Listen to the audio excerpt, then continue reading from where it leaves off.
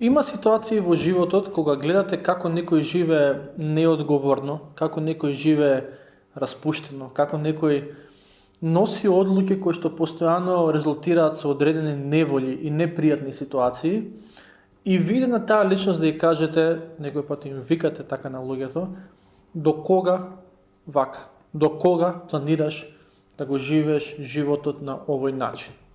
И ако во вашето семејство, помеѓу вашите пријатели, помеѓу вашите познаници имате некој кој што постојано носи погрешни одлуки и како резултат на тие погрешни одлуки се наоѓа во некои непријатни ситуации, едно од најдобрите прашања кои што може да ги поставите е токму тоа.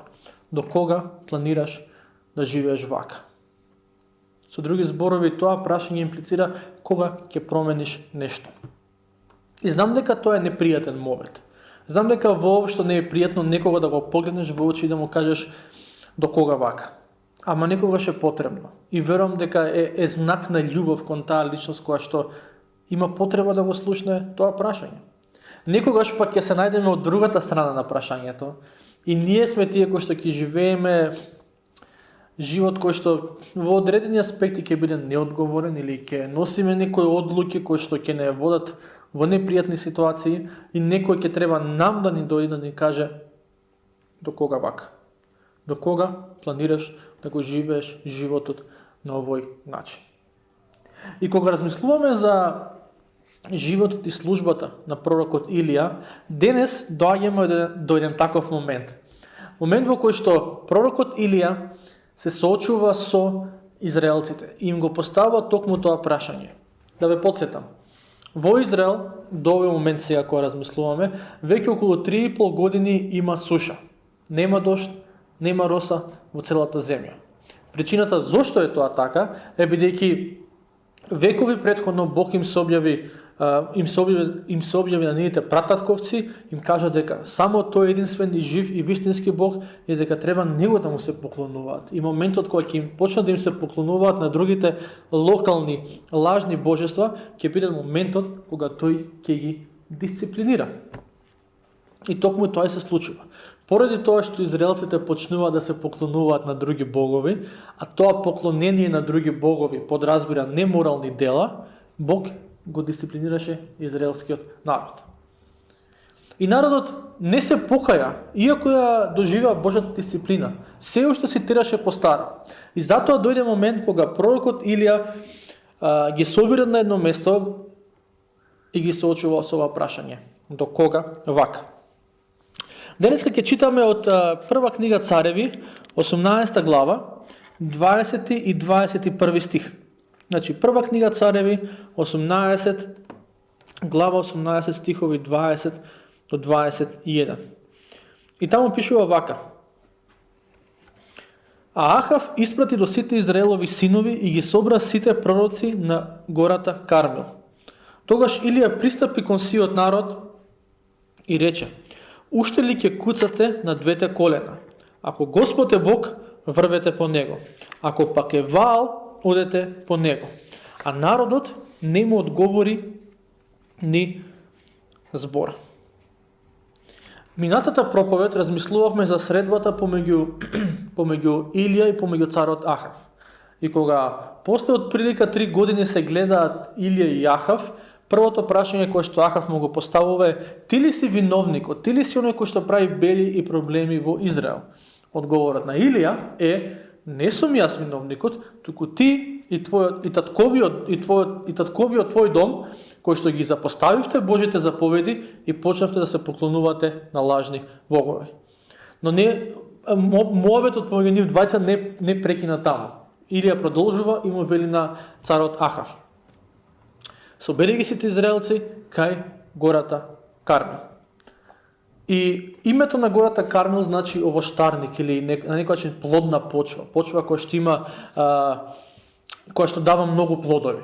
И на тоа место, на таа планина, чие име значи овоштарник или место кое што дава многу плодови, Илија се соочува со сиот народ на Израел. И тука пишува во овој стих, кој што го прочитавме, 20 стих, пишува дека Вика, и Ахав испрати до сите Израелови синови и ги собра сите пророци на гората Кармел. И сега прашањето е дали на вистина сите израелци се собраа на таа планина или не. Моje лично убедување е дека не станува збор за ситуација во која што буквално секој израелец од сите краеви на земјата доаѓаат таму.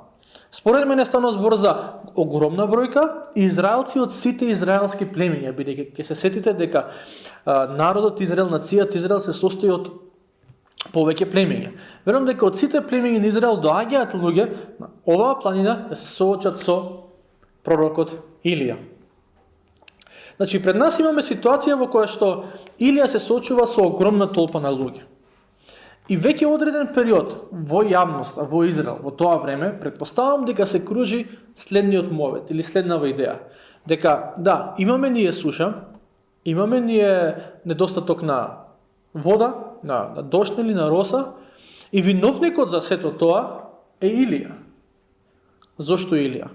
Затоа што 3 нешто години предходно Илија доаѓа кај Ахав и му вели од сега натаму нема да има дожд и нема да има роса, освен ако јас не кажам поинаку. Со оглед на тоа што веќе одреден период Илија не кажува ништо поинаку, заклучокот на дел од луѓето предпоставам дека бил Илија е крив. Илија е крив што страдаме. Илија е крив што ни пропаѓаат бизнисите, Илија е крив што едвај преживуваме. И доаѓаат, се собираат сите на планината Кармел, ама Илија некојаш осамен. Сите се од другата страна, само тој останува и треба се соочи со илјадници луѓе. Местото кое што Илија го одбра, планината или гората Кармел, како што пише во овие стихови, е исто така доста интересно и верувам дека е важно во одредена смисла. Знаете, во тоа време, не знам дека кој знае колку планини имало во Израел и денеска, ама имало повеќе од една планина и повеќе од еден рид. Ама Илија одлучува баш на планината Кармел. Во тоа време, народите ги обожувале боговите и во храмови, ама исто така и на високи места. Значи, има храм на некој бог, ама исто така може да се почитува или да му се принесуваат жртви и на некои високи места, ридови или планини. И тоа важело како за вистинскиот единствениот Господ Бог, така и за оние лажни локални божества. И кога Илија му вели на Ахав, ајде собери го народот кај планината Кармел, кој што ќе видиме следната недела или после таа недела ствари ќе биде, кој ќе проповедам, после таа проповед. Ова е важно место бидејќи планината Кармел била место каде што израелците порано го почитувале Бог и му принесувале жртви, ама порано. Сега веќе не. Сега веќе, кој што ќе видиме, кој што реков во неследната после таа проповед, жртвеникот кој што му бил посветен на Господ, бил разрушен, бил урнат.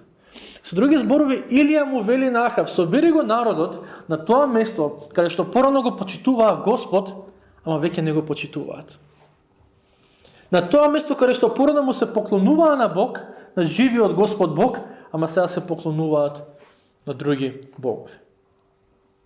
Многу важно место, стратешки важно место од духовна гледна точка. Бидејќи тоа било местото каде што се обожувал богот Ваал во тој момент кога Илија ги повикува. И можам да замислам како изгледала целата оваа ситуација. Илија му вели на Ахав, собери го народот, Ахав пушта збор до народот и луѓе од сите краишта на Израел, пак речам според мене, не станува збор за сите луѓе во Израел, ама луѓе од сите краишта во Израел одат по пат и имаат една цел, да стигнат на планината Кармел и верувам дека очекувале таму конечно да падне дожд. Таму конечно да се реши главниот проблем кој што он или она што тие мислеле дека е главниот проблем во последните 3-3,5 години. Очекуваа дека конечно ќе бидат благословени со дожд. И Бог им даде дожд. Во 18 глава 1 стих Бог му вика на Илија, оди и појави му се на Ахав, јас ќе дадам дожд во земјата.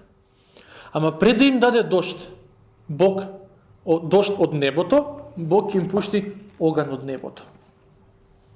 Тие дојдоа за дожд, ама ќе добијат оган. Дојдоа да добијат нешто што го сакаат, ама прво ќе го добијат тоа што им е потребно. Прво оган, па потоа дожд. огнот како символ на суд, а дождот како символ на благослов. Прво суд, а потоа благослов. И мене тоа ме подсетува многу на жртвата на Господ Исус Христос. Секој кој што верува во Него, Библијата ветува дека има простување на гревовите и вечен живот. Секој кој што верува и кој што го следи Него. Тоа е благословот. Ама пред да ни биде даден тој благослов, дојде Божиот суд врз совршениот Божи Син, кој што се предаде на крстот, умре на крстот за нашите гревови и по 3 дена воскресна. Суд, па благослов. И Илија, таков како што го дал Господ, беше човек кој што, барем од тоа што го читаме во Светото Писмо, кој што немаше влакна на јазикот. Значи, не беше личност која што одоколу ќе кружи, па да се труди да не ги повреди чувствата на луѓето, па како ќе го разберат, па што ќе мислат за тоа што го кажува, туку се што читаме до сега беше многу директен.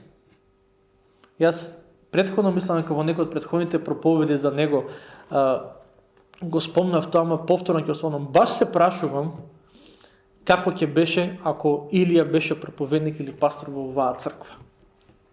Замислете Илија да дојде да биде пастор или проповедник во оваа црква. Ке имаше многу директни проповеди, немаше да заобиколува, туку ќе беше директен со нас. Верувам дека некогаш дури можеби немаше да ни се допаѓаат неговите проповеди, бидејќи ќе беа многу директни. Ама некогаш е добро да бидеш директен. Некогаш е добро бидејќи само така луѓето ќе сватат тоа што сакаш да им го кажеш. И застанува Илија пред сиот народ. Стиг 21 вика: тогаш пристапи кон сиот народ и рече: уште ли ќе куцате на двете колена?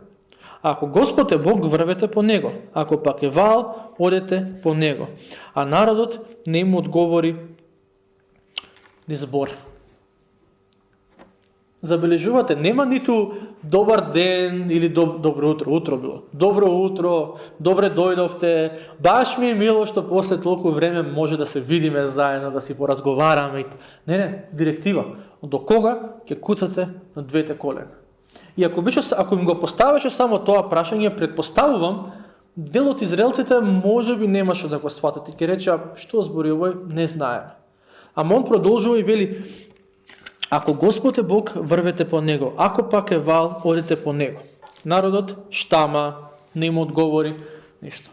Ама забележете го речникот, зборовите кои што Илија ги користи, бидејќи верувам дека воопшто не е случајно што баш тие зборови ги користи. Он вели: ако Господ е Бог, врвете по Него. Врвете по Него, следете го. Ако Ваал е Бог, следете го Него. Не вели: ако Господ е Бог, верувајте во Него. Или ако Ваал е Бог, верувајте во Него. Зошто не им вели верувајте, туку вели следете? Бидејќи да имавме можност да разговараме со некој израелец во тоа време, предпоставувам дека ако не 100% од нив, ама поголемиот број од нив ќе рече: ние веруваме во Господ. Проблемот не е верата. Проблемот е тоа што они веруваат дека Бог постои, ама не се убедени дека треба да го следат целосно и само Него. Они веруваат дека Бог постои, ама веруваат дека и Ваал постои. И некогаш ги следат Божите патишта, некогаш ги следат патиштата на Ваал. Или во денешен контекст има луѓе кои што се нарекуваат христијани и ги следат Божите патишта во недела, ќе дојдат на богослужба, ќе дојдат заедно да се соберат во црквата, ама понеделник одат по некој друг пат. И затоа Илија им вели: ако Господ е Бог, следете го Него. Не станува збор за верување, туку станува збор за следење. Вистинските христијани, сега да збориме од христијанска гледна точка, не се само верници, тие се следбеници. Причината зошто нашава држава Македонија е во толку голем хаос, една од причините, затоа што имаме многу верници, а малку следбеници. Некогаш ќе речам дека некогаш можеби и причината зошто и црквите не се во најдобар ред како што треба да бидат, како што Бог сака да бидат, и бидејќи имаме многу верници и малку следбеници. Бог не повикува да го следиме. И со овие две реченици кои ги читаме, Овие две реченици многу добро ни кажуваат кој е главниот проблем во тоа време. Израелците веруваат дека, предпоставам дека веруваат дека главниот проблем е тоа што нема дожд, тоа што нема роса. Тоа е површниот главен проблем. Суштинскиот главен проблем е во тоа што израелците имаа поделени срца. Го исповедаа Бог, го исповедаа Господ Бог, ама исто така се поклонуваа на други лажни локални божества.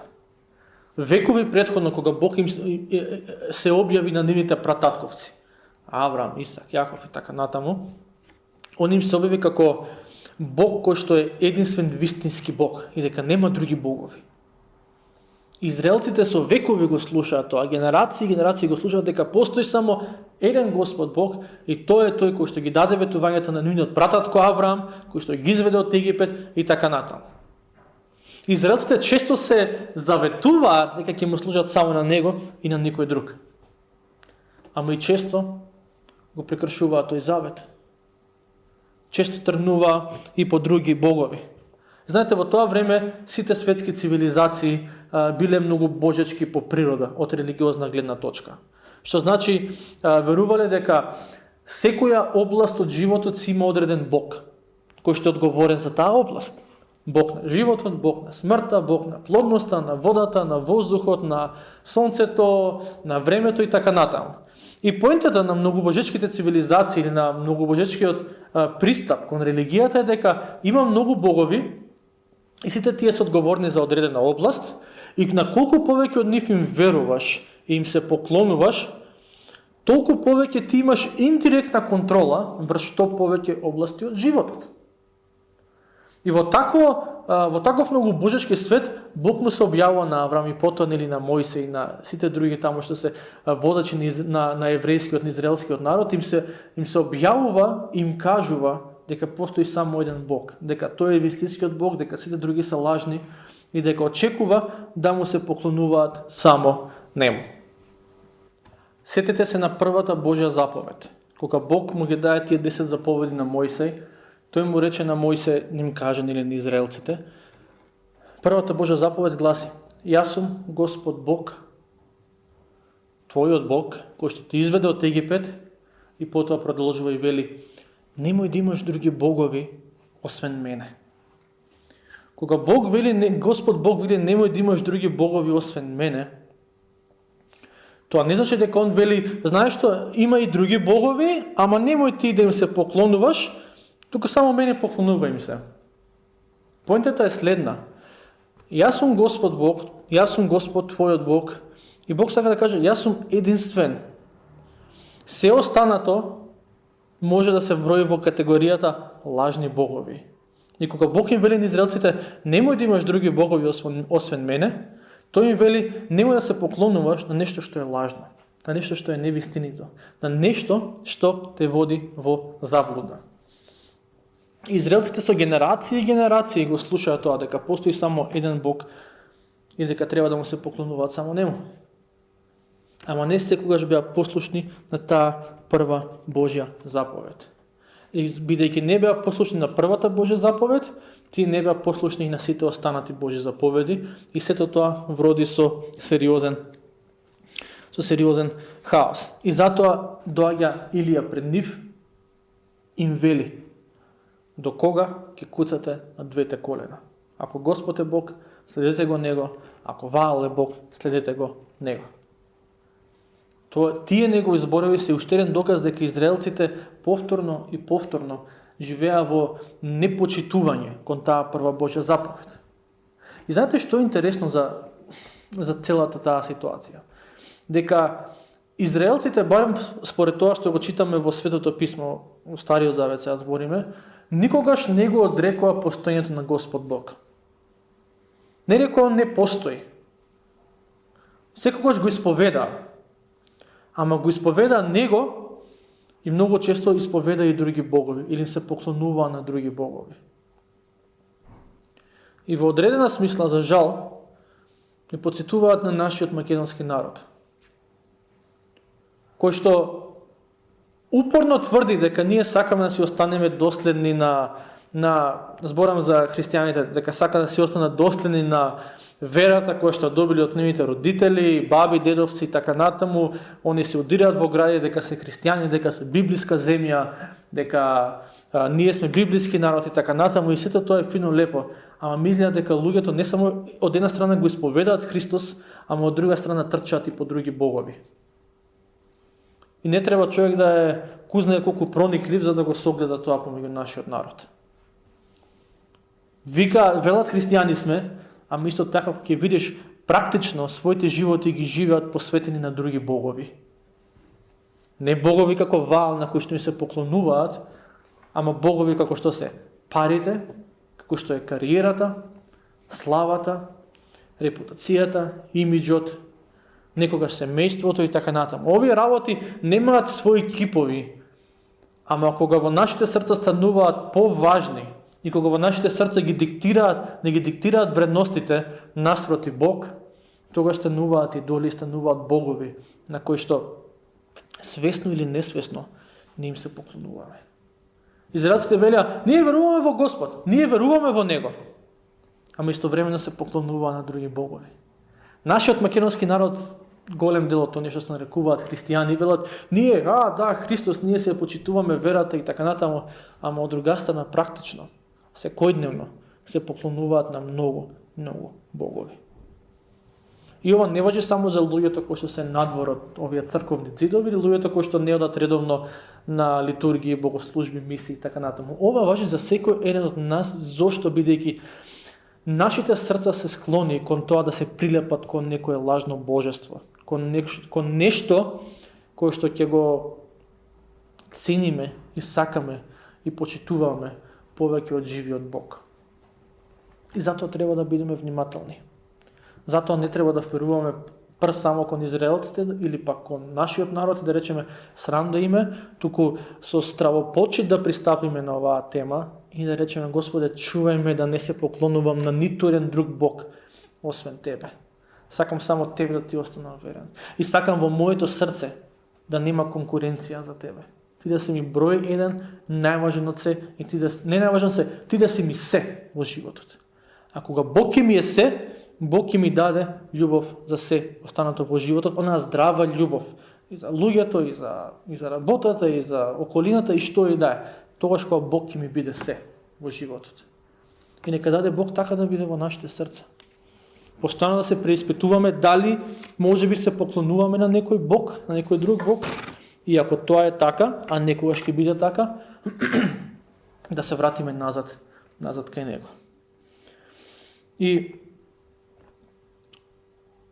поради сушата во Израел, израелците предпоставам дека може да сватат дека нешто не е во ред, ама најверојатно или не им беше скрос јасно што не беше во ред, ама после овој разговор на Илија, мислам дека никој не можеше да каже не знаеме зошто нема дожд во Израел, не знаеме зошто нема роса во Израел. Многу добро знаете сега, бидејќи вашите срца се поделени. Ама тоа што ми се допаѓа е дека во овој текст е дека Илија не само што им дава диагноза, куцаат на двете колена или се поделени се, да беше Илија македонец и да се обраќаше на македонци, ки немаше да им рече до кога ќе куцате на две колена, туку ќе беше до кога ќе седите на две столчиња. И ако некој пат има послободен превод на Стариот Завет, мислам дека во овој стих треба да пишува до кога ќе седите на две столчиња. Тоа беше проблемот, тоа беше диагнозата. Ама има и одреден повик, има и одреден лек, ако може така да кажеме, а тоа е ако Господ е Бог, следете го Него. Ако Ваал е Бог, следете го Него. Со други зборови, Илија индиректно ги повикува, вратете се назад кај Господ. И тоа ми се допаѓа кај Бог, што кога ни кажува дека нешто не е во ред со нашите срца, со нашите животи, со одлуките кои што ги носиме, со гревовите кои што ги правиме, со пороците и така натаму, Бог не соочува, а исто така ни дава повик. Ајде дојди кај мене, ајде врати се кај мене, ајде побарај помош од мене и ајде повторно да имаме општење еден со друг. И застанува Илија пред народот и му вели, ако Господ е Бог, врвете по Него. Ако Ваал е Бог, тогаш врвете по Него. Со други зборови им кажува, не може двајцата да бидат богови. Има само еден Бог. И денеска ќе треба да одлучите кому ќе служите, кого ќе го следите. Предпоставам ова ве потсеќа на Христовите зборови, каде што Христос вели: не можете да им служите на двајца господари. Не можете да им служите на двајца господари. Или ќе му служите на Господ, или ќе му служите на мамона, или она што се нарекува богот на парите, на материјализмот и така натаму. И пред да влезат во таа ветена земја, исто Исус навин застана пред народот. Ќе се сетите некој од вас, Исус навин, глава 24, и му вели на народот: одлучете денеска кому ќе служите. Дали на Господ Бог кој што ви даде оваа земја, или пак на другите богови. И он рече: јас и мојот дом ќе му служиме на Бог. Како во Стариот, така и во Новиот Завет. Бог бара целосна посветеност од оние кои што го исповедаат. Не 50-50. Не можам да бидам 50% христијанин, а другите 50% да бидам јас телесен човек, световен човек, кој што ќе се води од вредностите на светот, на телото и така натаму. Бог сака целосно да му бидеме посветени. И тоа не се случува еднаш. Ја денеска му се посветувам и трае до крајот на животот. Тоа се случува секој ден. И затоа пророкот вели: ајде денеска одлучете вие кому ќе служите, односно кого ќе го следите. Дали ќе го следите Господ или пак ќе го следите Ваал. И предпоставувам дека на израелците не им беше пријатно да ја слушнат оваа порака. Предпоставам дека малце се тупка во место и си викаат: упс, нашто може да е овој во право, дека барем си помислија така. Дека стварно ние се поклонуваме на два богови. Не сум 100% убеден дека они беа сигурни дека тоа е погрешно, ама барем беа свесни дека навистина се поклонуваат на двајца богови. И преку ова порака, преку ова што им го кажува Илија, он сака да им каже дека има само еден Бог и тие мора да одлучат кого ќе го следат. Мислам дека израелците дојдоа да слушнат некоја добра порака, некоја инспиративна порака, некоја позитивна порака. Ама они, Бог им преку Илија им го даде тоа што требаше да го слушнат. Знаете, ние денеска сакаме инспиративни пораки кои што ќе не мотивираат во црква. Ќе дојдеме во недела сабајлија, некој да не мотивира, да не инспирира со нешто така убаво што треба да го слушнеме. Ама факт е дека некогаш треба да слушнеме и вакви пораки. Некогаш треба некој да ни рече: до кога вака? До кога ќе го исповедаш Христос, ама ќе служиш и на друг Бог? До кога ќе се нарекуваш христијанин, христијанка, ама исто така ќе се поклонуваш на други богови, на други идоли во твоето срце? И ова не го велам само за јас, ви велам вас. Ова, кога го зборам и за себе. Бидејќи јас многу добро си го знам моето срце. Многу добро си го знам моето срце и ќе ви кажам, како и вашето, како и твоето, е склоно. Е склоно некој пат да се прилепува кон некој идолчиња, кој некои богови кои што некогаш можеби сме свесни на почетокот за нив, можеби не сме, ама некои работи, некои нешта или некои луѓе, некогаш и некои идеи кои што ни се помили од Бог, кои што радо би ги следеле нив, отколку да го следиме живиот Господ Бог.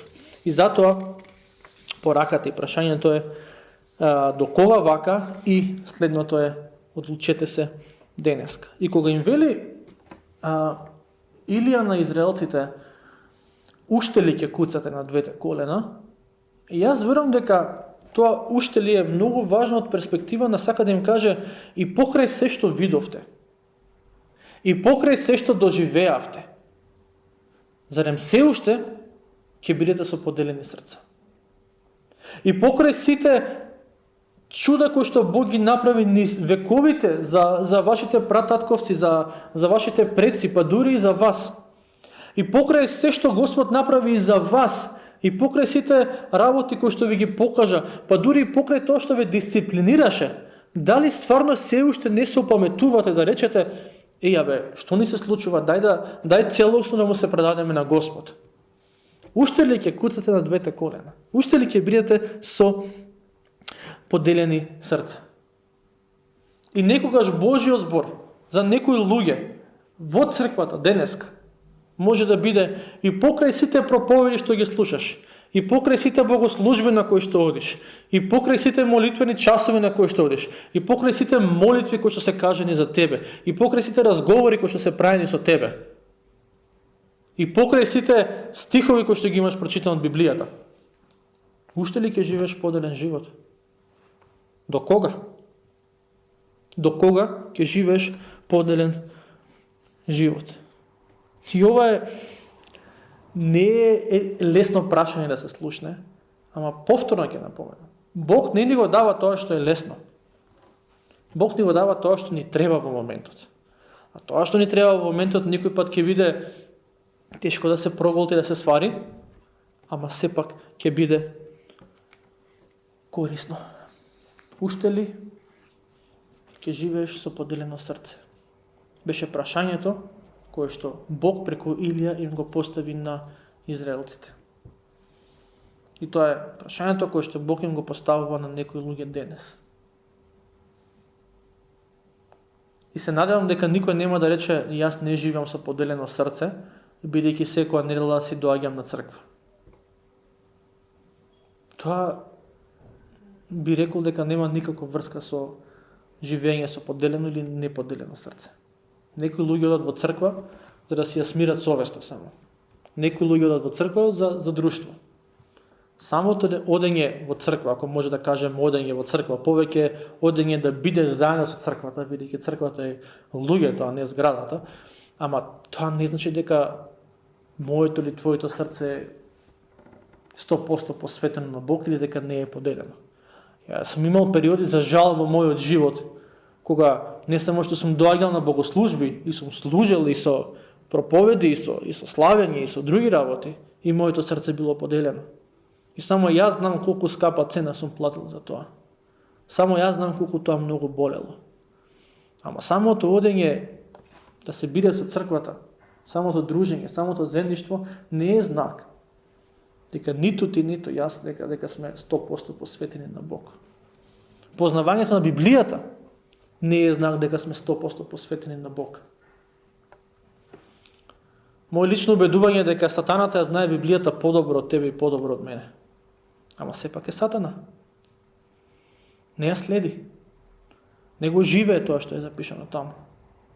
Убаво е да се познава Библијата. Убаво е да се практикува заедништво со црквата. Ама тие работи не се доказ дека ние сме му посветени на Бог. Тие работи не се доказ дека нашето срце е сосема во ред, дека не е поделено и така натаму. Сетете се претходно што спомнав. Илија вели, ако Господ е Бог, следете го Него. Не стана збор само за верување или само за доаѓање на богослужби или само за читање, туку за следење. Да го следам Христос. Од сабале кој ќе се разбудам до вечер кој ќе легнам повторно во крев, да го следам во начинот на кој што се однесувам со моето семејство, со моите пријатели, со моите колеги, со непознатите луѓе, да го следам Христос. И верувајте дека некогаш е стварно тешко. Ама тоа е повикот. Тоа значи да бидеме Христови следбеници. Не само христијани верници, туку Христови следбеници. Тоа е повикот кој што Бог го има за нас денес. И затоа е корисно и треба да одлучиме кого ќе следиме. Кого ќе следиме? Христос или пороците? Христос или славата? Христос или лесниот живот? Христос или коцкањето? Христос или материјализмот? Христос или мислењето на овој свет и така натаму? Секој еден од нас треба да се одлучи сега, ама не само сега. Јутре сабање кој ќе станеш. И задутре, ако дај Господ да станеме, секој ден одлучуваме на кого ќе му бидеме верни и кого ќе следиме. И во 21 стих, последниот дел пишува, а народот не му одговори ни збор. Кога Илија им го постави во прашање, им го даде овој предизвик, народот молчеше, штама. Знаете зошто? Бидејќи беа кабаетли, бидејќи знаеа дека е во право Илија. Бидејќи знаеа дека Има вистина во тоа што го кажува и дека се виновни.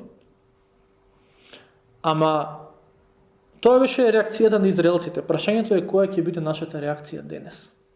Која ќе биде твојата и која ќе биде мојата реакција на овие зборови.